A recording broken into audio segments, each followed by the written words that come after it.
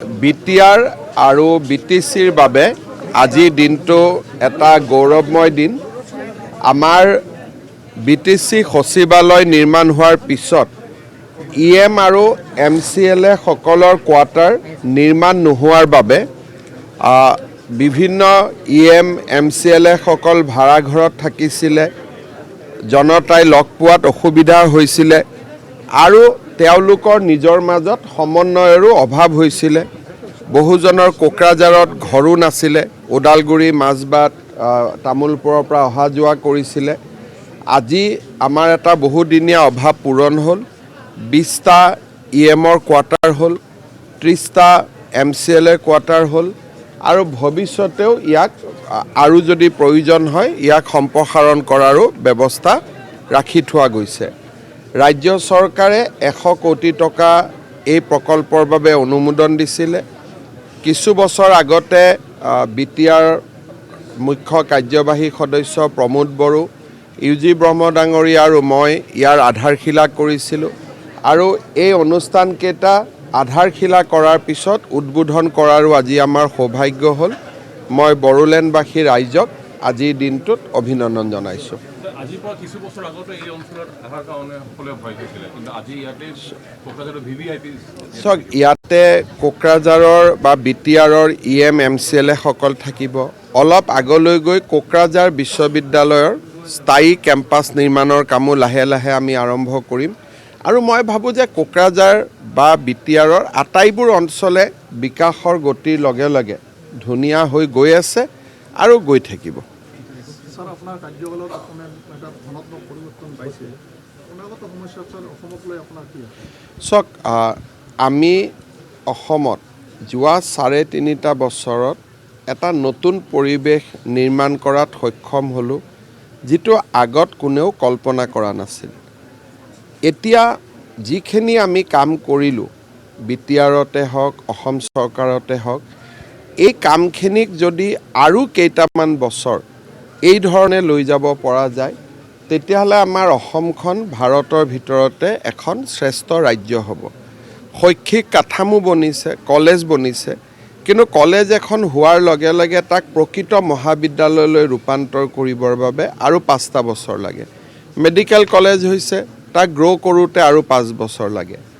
এই ধৰণে আমি কামবিলাকৰ গছ জুপি আমি ৰুইছোঁ, কিন্তু তাক ডাঙৰ দীঘল কৰিব লাগিব আৰু যদি আৰু 5টা বছৰ অসমে এনেকৈ এটা শান্তিৰ পৰিৱেশ পায়, অসম ভাৰতৰ ভিতৰতে এখন শ্ৰেষ্ঠ ৰাজ্যত পৰিণত হ'ব। স্যাৰ, অনাগত সমস্যা অহা 5 বছৰত বৰ্তমানৰ পৰিৱেশৰ সৈতে আপোনালোকৰ নিশ্চয়তা অব্যাহত থাকিবনে? চাওক, UPPL আমাৰ NDAৰ সহযোগী দল আৰু আমি যেতিয়া এটা সহযোগিতা কৰোঁ, সহযোগিতা অব্যাহত থাকে আৰু UPPL আমাৰ মন্ত্ৰীসভাটো আছে।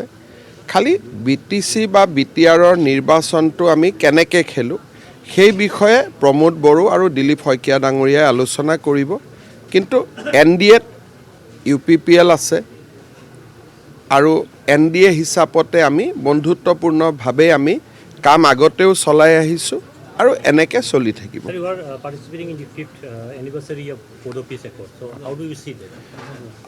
বড়ো শান্তি চুক্তিয়ে আজি গোটেই অসমৰ, অকল বড়োলেণ্ডে নহয়, সমগ্ৰ অসমলৈ শান্তি আৰু সম্প্ৰীতি কঢ়িয়াই অনাত এক ব্যাপক ভূমিকা পালন কৰিবলৈ সক্ষম হৈছে।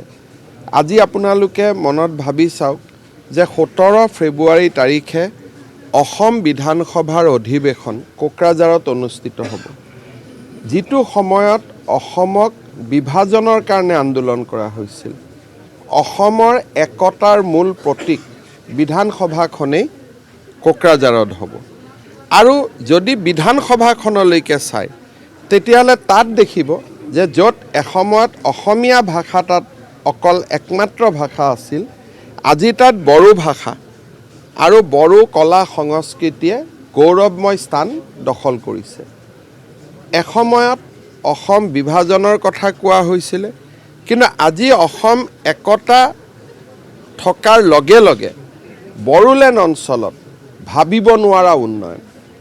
এখন মেডিকেল কলেজ আছিল, এতিয়া দুখন মেডিকেল কলেজ বড়ো একৰ্ড হোৱাৰ আগতে এখনো মেডিকেল কলেজ নাছিল বড়োলেণ্ড বিশ্ববিদ্যালয় এখন আছিল এপ্ৰিল মাহৰ পৰা কোকৰাঝাৰ বিশ্ববিদ্যালয় য'ত এখনো বিশ্ববিদ্যালয় নাছিল মাত্ৰ গুৱাহাটী ইউনিভাৰ্চিটিৰ এটা কেম্পাছ আছিল তাত আজি দুখন বিশ্ববিদ্যালয় যিবিলাক কথা আমি কেতিয়াও ভাবিবও পৰা নাছিলোঁ শান্তি চুক্তিয়ে আজি বড়ো অঞ্চললৈও বিকাশ আনিছে প্ৰগতি আনিছে আৰু অসমৰো শ্ৰীবৃদ্ধিত অৰিহণা যোগাইছে গতিকে বড়ো চুক্তিয়ে যেনেকৈ বড়ো লোকসকলৰ আশা আকাংক্ষা পূৰণ কৰিছে সেই ধৰণে বৃহত্তৰ অসমৰো আশা আকাংক্ষা পূৰণ কৰিছে I would like to say in English or Hindi.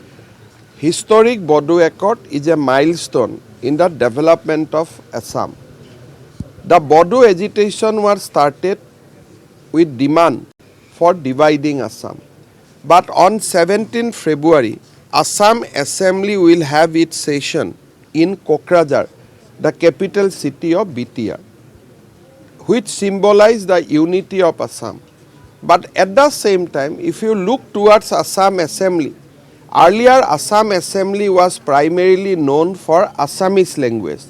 Today, Bodo language is taking a proud place in the transaction of business in Assam Assembly. If Bodo people is asking for development, that development is now not only in papers, it can be seen. There was not a single medical college before Bodo Accord. Now we have 2 medical colleges. There was no university. Today there is 2 medical colleges. Road, 2 university, road, bridge, institution, peace, progress. That is the hallmark of the Bodo Accord. So I'd like to offer our deepest gratitude to Honorable Prime Minister Sri Narendra Modi and Home Minister of India Sri Amit Shah for giving us this historic Bodo Accord. Also I'd like to offer my gratitude to the people of Bodoland for supporting this accord and ushering a new era of peace and prosperity.